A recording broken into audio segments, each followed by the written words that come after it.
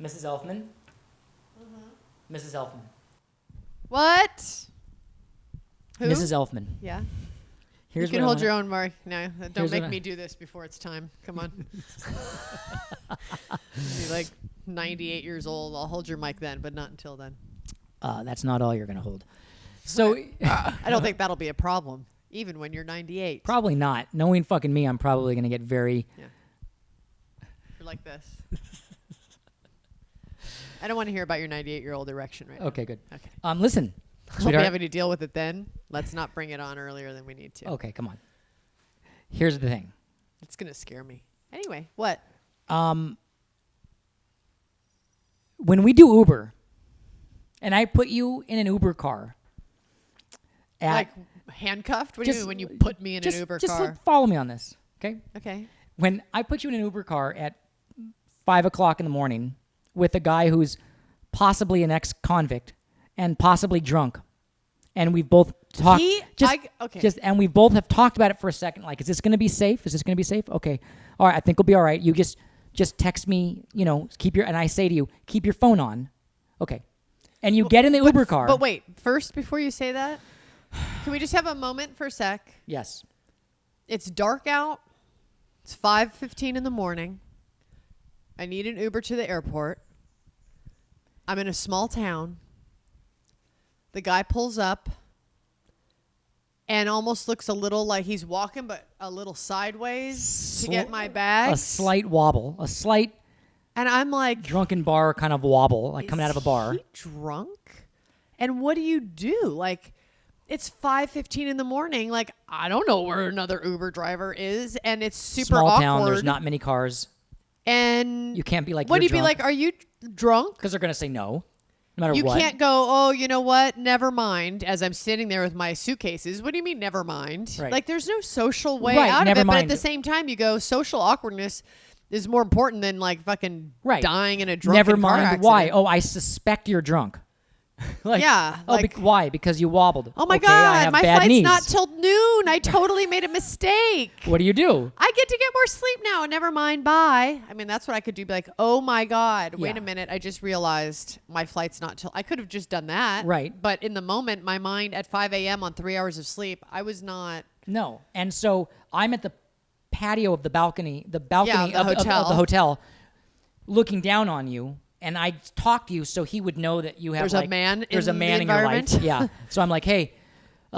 In your robe. Yeah, in my robe. Let me know when you get there. Yeah, okay. So then I'm like, and then I texted you as the guy was loading up the car. I'm like, is he drunk? I think he might be drunk. Right. And then you checked him out and said, seems like he's probably fine. All right. And then he did the like, hey, man, yeah, I'll get her there safe and sound. Right? Which always is like the thing. That was like a brother-to-brother kind of like man-to-man thing. Which I don't even want to hear. I just want to hear, of course, sir, everything good. I don't want to hear like, it's all good from here. Like I never like those kind of. He was overcompensating because maybe he was drunk. Because maybe he was drunk. So Jenna gets in the Uber car, and then what does Jenna do? She goes on radio silence for a half-hour drive to the airport. 1.5 hour of not answering a phone call or a text, where I was just trying to keep my heart rate under 150. I didn't know if I could call Uber International and get them to page the driver. You had done it on your phone, so I didn't have the call driver. I had no way of reaching you for a half hour. No way of reaching you for a half hour. I can understand why that would have been fucked up.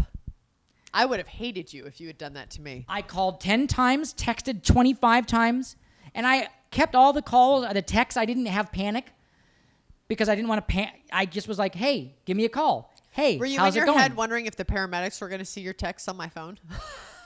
Well, I was thinking that something had happened. I was more worried like True Detective season 1, where it was like in the woods with the body, and it was like the guy was doing witchcraft ritualistics on your body. Like I was like, what's because he totally had the serial killer eyes, short cropped hair, and he was all like kind of like glazy, and was like, I'll take it from here. And so he was a little backwoods guy, and you fucking went on radio silence for a half hour. You can't do that to your husband. I'm so sorry. Do you know what happened? This is what happens with what people, with mere strangers, and I love it because I love humanity. I love humanity in all its forms. I just find humanity fascinating. What people tend to do with me, I guess, because I'm not on the podcast, but in normal life, I am a good listener mostly. You're a sweetheart. People can tell. People just open up and start telling me their life story. Yep. That's what happened. So you got engaged He's in a talking about his kid, his son's education dilemma, his marriage. Like, he just started talking. And I was glad he was talking because, I mean, normally I don't want to hear an Uber driver's life story at 5 a.m. But since I was concerned that perhaps he was intoxicated, I knew that if he was talking about something that was very real to him, it would keep him focused and alert. And not like dozing off into the Totally. into the And other going lanes. off into his like possible drunken I get zone. it. So you were staying so focused, you forgot that my husband may want to reach out to me or text me in this half-hour drive to the airport. And you had texted me in the first 5 minutes of driving, and I responded to you. Yeah. But you were continuing, and it was going ding, ding. You heard it ding? No. The first couple that I did respond to when I first pulled away. Yes. But he had started talking, and Did then you put it on silent? I put it on silent because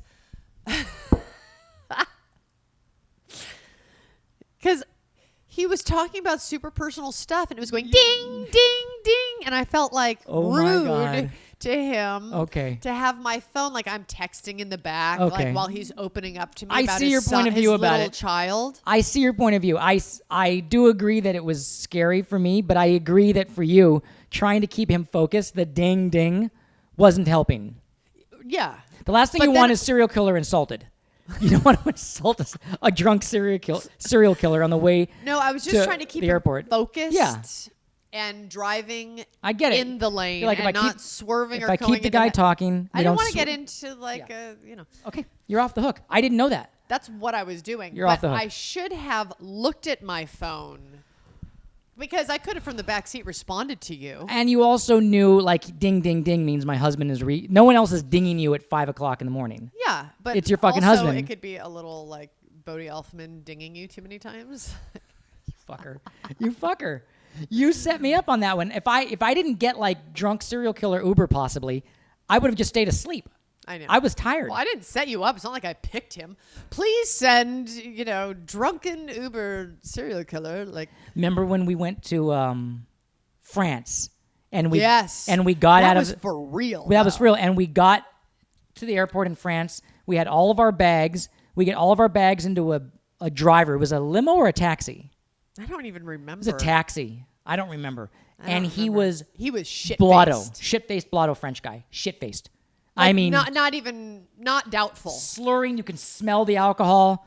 And why we got in the stupid fucking car? we got in the with car him. because we were like American tourists with our bags and felt awkward of what to do. Like, yeah, we didn't want to like. no, you're offend. drunk. Like, hey, come on, you're fucked up. Go fuck off. Hey, come on. Like so. He was no joke drunk. But then, if I recall, didn't we finally pull over? No, we thought about it many times. We were like, let's just have him pull over here. Let's just have him pull over here. He was swerving. Like, it was bad. It was really bad. And then we were just holding on for dear life, like putting our own like mental beams on staying straight. And he got us to the hotel. And once he got us there, because you thought that if you pointed it out, he would go nuts on you. Oh, right. Oh, because we had talked about it in the backseat. He's like, what do I say? If he's drunk, he's going to If I tell it to him, it's going to miss his guilt. He's going to get all fucked up and freak out. We did the same thing of engaging him in conversation to keep him focused. Yeah, and he was just like, come on. And slurring. Because we also were like, you're always hoping the person's not shit-faced while they're driving. This one was no doubt about it. But we kept asking him questions also to like confirm, like maybe he'll talk in a way that shows actually he's not, and maybe he just has like you could smell the wine. Yeah, it was, and so we got it to the hotel, and we were like, oh yeah, phew, and like, then oh my you God. said something to him. I don't remember what it was. I confronted him. Said something. I confronted him on it. And what do you remember what he said? He got defensive, and then he apologized, and then he made you not pay, right? He didn't make you pay or something. Right, and then I think I called the company. You said, "Man, I'm not going to pay you. I'm glad we got here safe, but I know you're drunk, and I'm not paying you for that." That's right. I remember that. We've had some good rides in our life. Jeez, I had one once. Ding. I went to Woodstock back in like '99 and was Oh yeah. It was like Woodstock, thousands and thousands of people. And I went on stage to introduce the Brian Setzer Orchestra. Yeah. And I was filming Keeping the Faith at the time and flew up just enough time to, intro the band, and then basically had to get on another flight and go back so that I could continue filming.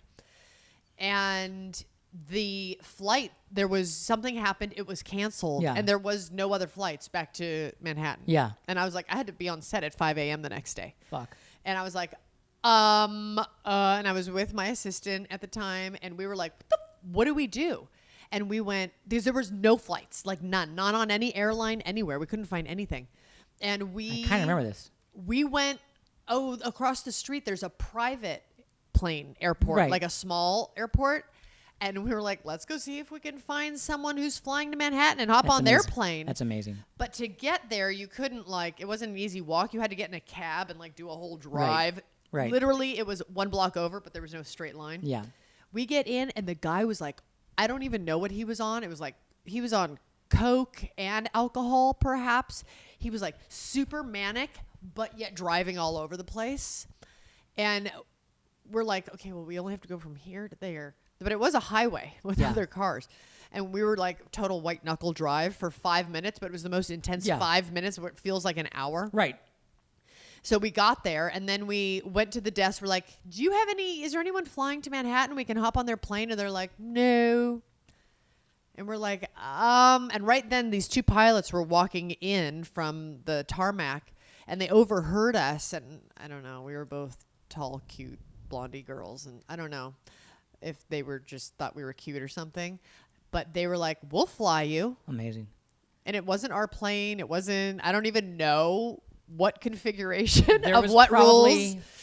50 kilos of cocaine and heroin in the back of that plane. We got a flight and they only charged us the gas. Amazing. How much was the gas? I don't know. It was like $1,000? it was like several $100s or amazing. something. And we had a private plane ride to amazing. Manhattan. It was really like a fun adventure. It was really cool. It was like a total memory, and we made it happen. We were like, is there any way? Is there anyone? Is there a plane? We'll pay. We don't care. We have to get back to Manhattan. Right. So that was really cool. Have you ever had, I knew a guy that was a director in acting class, and he became a director, and he was an asshole, an absolute asshole. And he mistreated women and was a complete schmuck. And then he got out of the business entirely and became a pilot for an airlines. Yeah. And I always wondered if I ever got on an airplane and that guy was the pilot, would I just get off? Right. Because I was thinking in my head, this guy was an asshole. Dishonest, conniving, philanderer, mistreated women, just a fucker. He's one of those charming types. Oh my God. And then he became a pilot. And I think for America, I don't want to say it because I actually don't know. Okay, maybe you don't know. It was probably for Funky Jets, for Funky Jet Airline. For Funky Jet Airline. I don't fly those Funky Jet Airlines, by Right. the way. No, Those small ones no, it was that a major, you never heard of. I know. It was a major airline. Wow. But I'm going to call it Funky Jet Airline. And I was like, what would I do if I ever got on a plane? And there he is. He'd be like, hey, Bodhi. And I'd be like, you're an asshole. I want my fucking money back. I'm not getting on a plane with an asshole pilot. But usually with assholes like that, they're not the suicidal types. They're the ones that want to kill other people, but not themselves. He isn't He's too protective of suicidal. of Yeah, he's not that himself. guy. I just was like, I didn't want to have some bad karma flight with a guy like bird strikes. It's a fucking bird and crashes in the fucking Potomac. I didn't want that to happen because he's an asshole. And with the karma of his life, I imagine his life is not going to go very well. Right. So that's what I was worried about. Yeah, that tends to happen. Yeah. Sometimes with people who have bad karma. It's often times when people have bad karma. Don't want to be dramatic here, but it's people true. with bad karma have bad lives. Honey, I had an epiphany recently. I'm just changing the subject. Yeah, tell me about it, sweetheart. But I feel like something's coming. I'm getting stroked, so I'm about to get the anal, the anal search. Okay. Do you know what I realized? No, what? I need a wife. Oh my God, you're right. Tell me. Okay. I need a wife. Yeah. Wives need wives. Not for sex, but I need a wife. For the other parts. For life. To listen to you and take care of you. Yeah, and help me. Yeah. You need a wife. I need a wife. I need a BFF, household. I need a village. I need a female. In a village, the women are just always together talking shit and taking care of the babies and cooking. I'll send to the other village and order in from the women who know how to cook. Hey, ladies, send some my way, and I'll send my husband to you in exchange. This is an amazing theory you're marking down right now. No, so guess what? I'm really into this.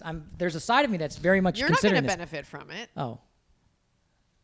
I'm not hiring a whore. Not a whore, a wife. For me. Yeah. Not for you. To help you with all your tasks. Not sexual. But that's a burden for you too sometimes, so why not give her the whole thing? Why cut that off? You're not going to benefit from this one. This is for me. So, okay. Moi. Okay. M-O-I. Tell me how this works. Moi. Tell me how this works. Well, so I'm reading in a fashion magazine, and there was an article that there's these tribes in I think it was Tanzania. Is it Tanzania? No, Tanzania. It is Tanzania. Tanzania? I suddenly had a brain fart. I was like, they have wives. So there's this one tribe where if they are a widow, Yeah. or their husband leaves them or something, Yeah. they lose all rights. Or if they're a widow, they lose all rights to the land. Oh, yeah, their properties and all that. They lose everything. Okay, yeah. But if they're married, Yeah. they get to keep the land. So there you have a woman with children who's a widow. She loses all rights to her land, and it goes to like the other man relative. You're right. So they found a way around this. So they found a way around it where they marry another woman. Wow. It's non-sexual. That woman's allowed to have boyfriends and do her thing, but they're married and they have this companionship, and they have it's a companionship. This is for the most family. fantastic thing I've ever heard. I mean, I don't want to be a widow, but I want you to stick around. The other way is to just have me killed. That's the other way of having it. No, because I like you and I like having you around. I think you're valuable. Okay. But Okay, so I don't have to put that in there. you have value. Okay, good. So there's some value there. But I need a wife. And I was like, that's a brilliant idea. And I was reading about it, and they have this companionship, and they help take care of the kids, and they cook, and they make the house or tent or teepee or whatever together. And they've got land, and they're a little unit. That's so fucking smart. The only reason women because men are so useless in this time, like, just hear me out. You're not useless. But it seems like we are because women can all do the same things, and there's No, we can't. You solve problems like a maniac. I true. love your problem solving. I'm problem solving. But in this time and age where I no longer need to go out and bring down a caribou, Sure. okay, where the tasks of living aren't building a house fire and protecting you from a grizzly bear. Right. There is a role of a man that's changing. And I think women kept men in the early times for protection.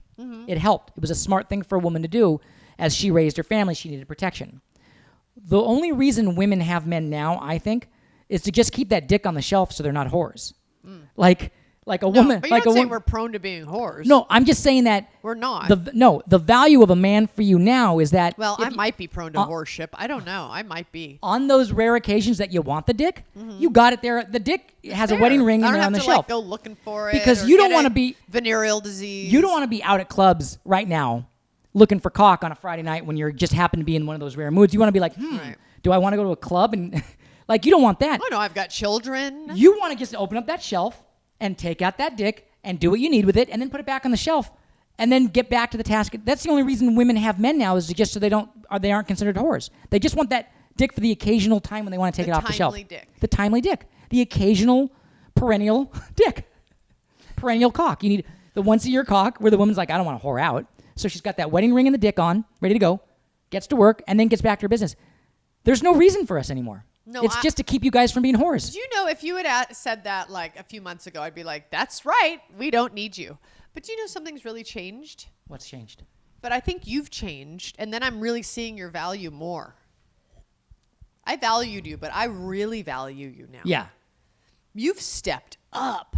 Thank you. I don't think everyone needs to know the details that after 27 years, I'm just stepping up. It doesn't matter.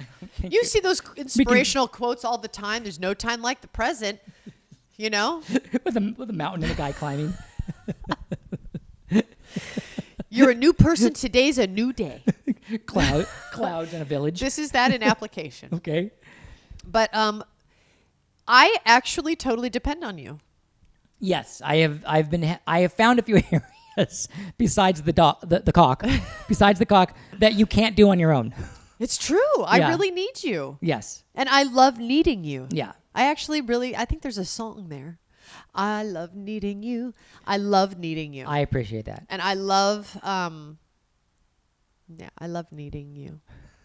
I love needing you. No, but I have admiration, like, and sincere fascination with your abilities. I do not have those abilities. And I was like, those are like testosterone abilities. And I don't, frankly, want a higher level of testosterone because I don't know what's going to happen here if my testosterone goes too high. I want you to wear the testosterone Okay, I thought you were saying that you don't want a guy that has too much, like that you want a guy that has a lower testosterone. No. I'm saying I don't want to increase. I don't want to like have no need for a man and just increase my own testosterone to like handle certain living shit that men help out with. Right. Like, you do that. Okay, good.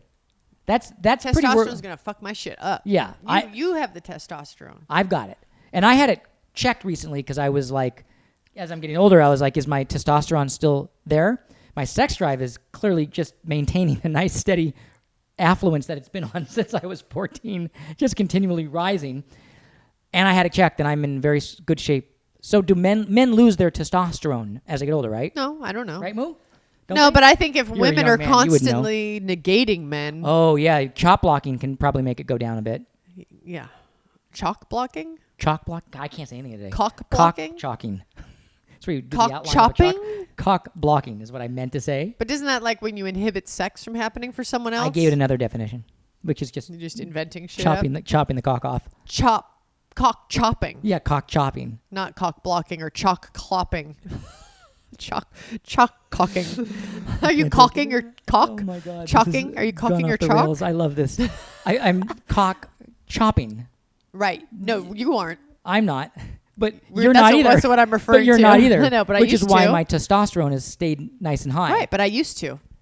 Cock chop me. Yes, I did. He used to cock chop me. Yes, there was a period of time where my cock was continually being chopped. Right. And you don't cock chop me anymore. I don't. And I think women need How much to... cock? I think... Here's what I think. What a chop, cock, or chop. I think cock, it's... chop, a good chop, cock. How much cock would a cop chopper cop if a cop chopper could chop cock? That's amazing. I just did that. Okay, go ahead. That's really good. I know. I have value. I think women who negate men Yeah. are actually starving themselves out of major contribution that men do have to offer. Yes. It's women's responsibility Yeah. to Jedi use their men. Yes. Yeah. Men don't know they're being Jedi'd. They're not that smart. Right. But they are certainly capable of valuable things. So I think if we expect you to be super clever or smart, we're going to be disappointed. But I think men are super useful and quirky and fussy, but so simple. We're easy to Jedi, though. We're easy to mindfuck. We're easy to like, mind. all you got to do is fuck me. Women, why are we negating men so much, thinking that that's going to make us more powerful? That's like the bully who, like, people who need to negate others to make themselves feel more powerful. We all agree we hate those types of people. Why are we, women as a species, doing that? Right. There's too much. We are smarter than that. We need to not negate the men, but we need to properly enhance and use them for what they're good at so that we are most benefited by men. Yes. And that will give us the most power. That's genius. Drops mic.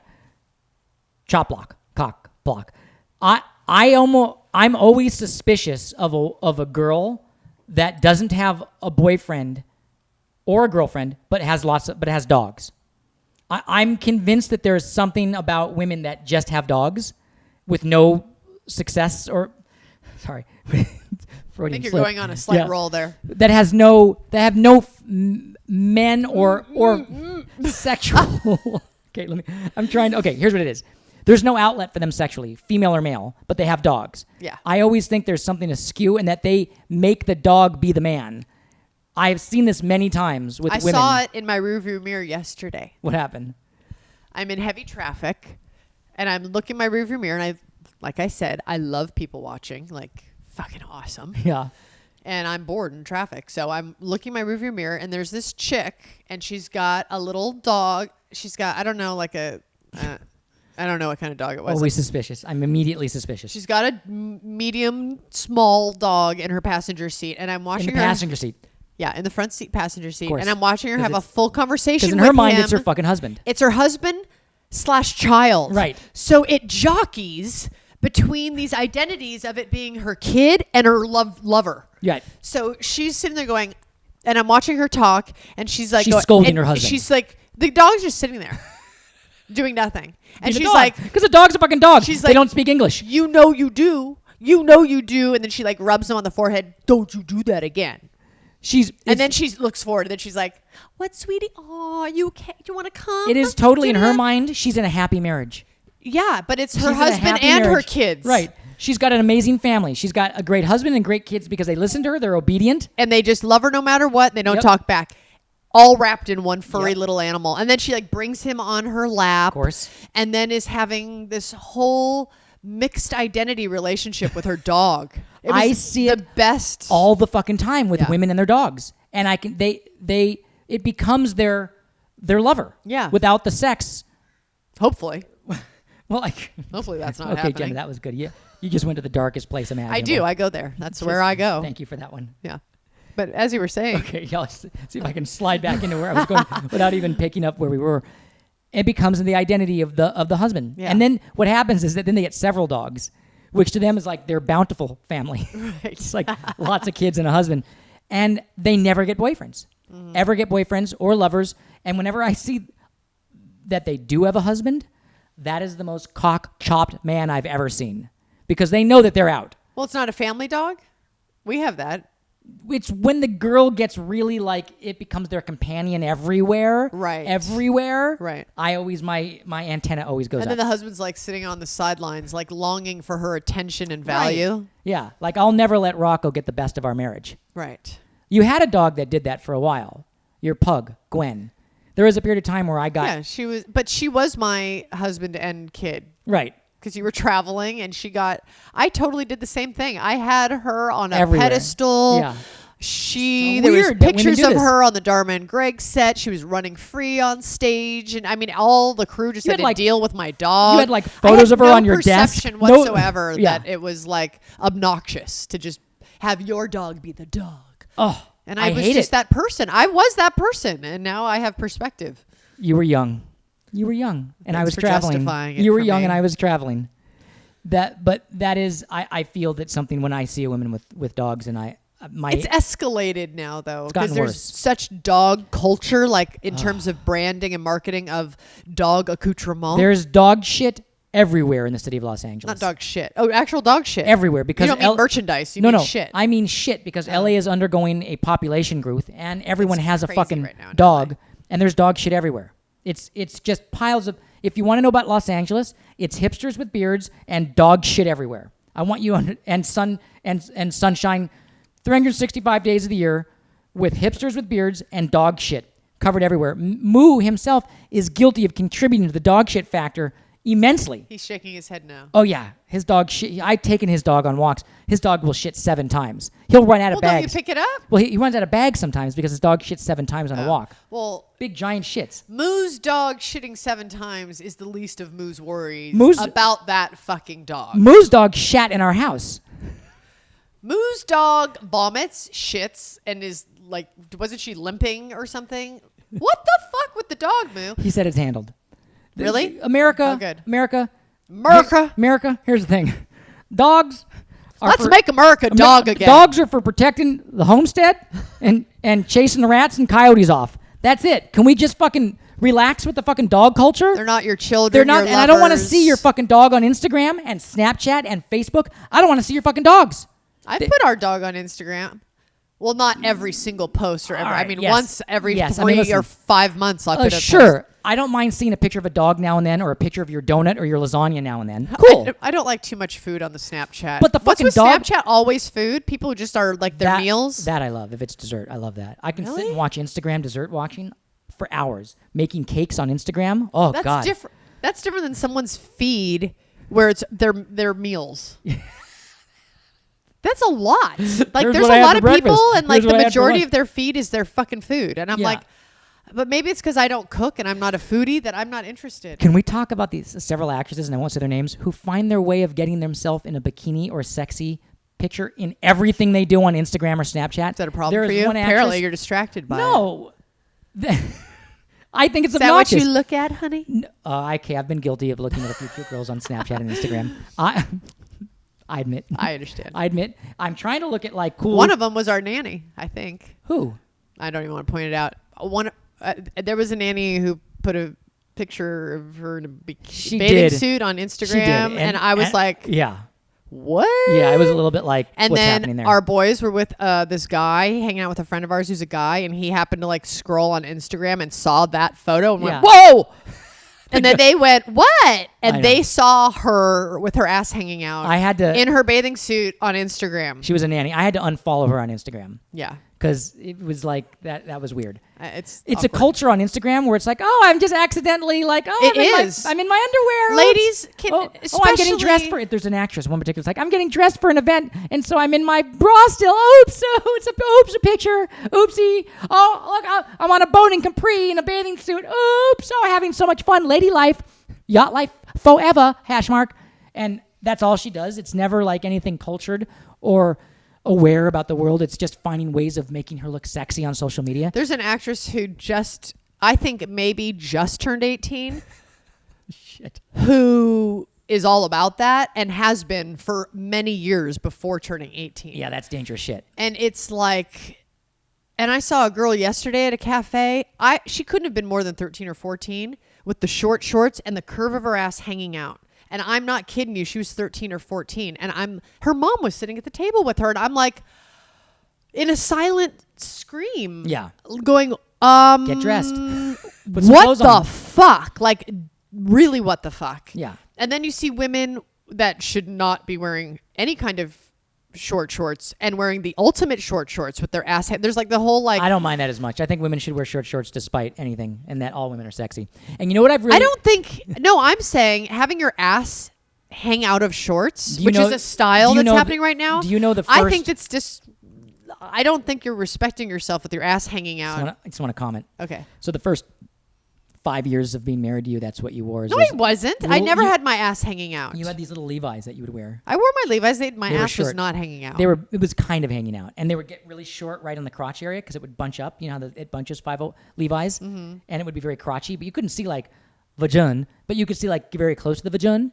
And you have had spectacular legs, long and lean and gorgeous. And all my friends I would watch them stare at your legs, trying to close to looking at the vagin. But you know what I've learned from this podcast? Wow. How incredibly superior we are, you and I, with our big judgments and our criticisms and our opinions about everybody. No, I just don't think women should have their ass hanging out because I think it looks like they're aiming for attention. And on this throne, wait, you're in not this high letting place. me actually talk. You did. You said what you said. Okay, go ahead. No, you accused me of being judgmental.